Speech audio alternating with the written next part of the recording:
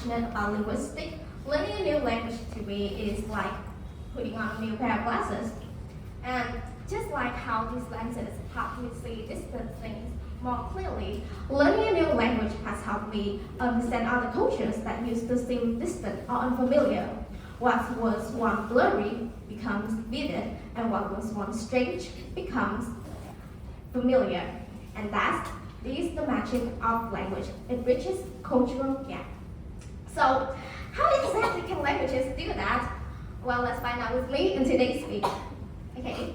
First of all, language embodies the essence of its culture. It's often a window into the values, the beliefs, and the ways of life of the people who speak it. If you study a language closely, you notice that each component of that language, from the vocabulary to the expressions and idioms, they all reflect what the people who speak it value. Take a look at the vocabulary. The words people use often reflect what they have access to and what's important to them. For instance, in some Arctic indigenous languages, they have dozens of words for snow, because snow is everywhere in Antarctica and it plays such a huge role in the life of the people there. Idiom and expressions also give us insight into the values and beliefs of the people of that culture. For example, in Vietnamese, we say ăn quả nhớ kẻ trồng cây, which basically means when eating the fruit, remember the one who planted the tree. So that shows the cultural emphasis on gratitude and honoring those who came before us. And moreover, language is also the key to a culture's soul. By learning English, I have gained access to a whole new world of media, from books like The Song of Achilles to US-UK music, to series like The Amazing World of Gumball, to burgers, even internet memes. Now, these are all very important to me as they shape who I am today. And when I consume the media in the original language, I understand the humor, the emotions, and the cultural context, things that subtitles or translation sometimes can't fully capture. Now, and beyond entertainment, language also preserves history. When you speak your mother tongue, you're carrying with you the generations of beliefs, custom, and folklore.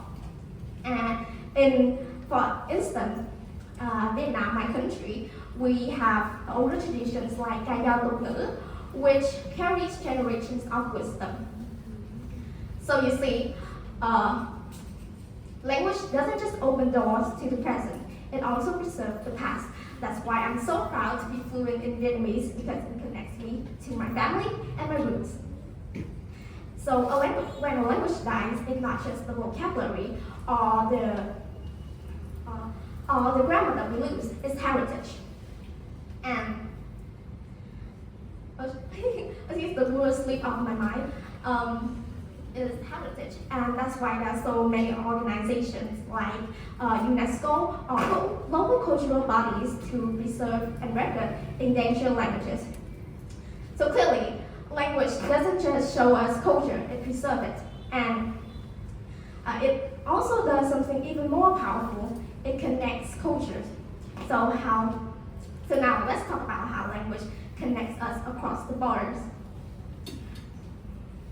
First of all, language builds real connections. Thanks to English, I've made many friends from Indonesia, Bangladesh, and even in Trinidad and Tobago. We laugh at the same meme, share our experiences, and bond over the same genre of music that we like. Now, language also matters in business and diplomacy, since international organizations have to understand how to communicate in a culturally sensitive ways in order to thrive in new markets, or to making sure that peace and cooperation is possible. Now, that brings me to the end of my speech. And before I go, I would love to leave you guys with a quote from Nelson Mandela that I really love. Some of you guys here might recognize it if you watch my video. The quote is, if you talk to a man in a language that he understands, that goes to his head. But if you talk to him in his own language, that goes to his heart. Now, to me, this quote beautifully captures the true power of language. It's not just a tool for communication, it is the bridge that connects culture and brings people together. Now, may I thank you all for being such attentive and wonderful audience, and I would love to hear your thoughts and questions.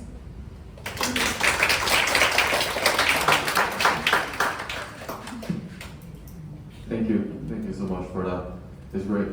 So outside of English as a language, what other languages or language would you like to dive deeper into, and why?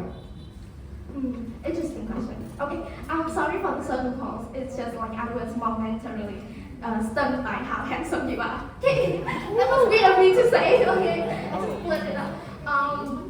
And for these questions, I would love to dive more into Spanish because I am really interested in the Hispanic culture, like the cuisine, the clothes, the music. They are all very lovely.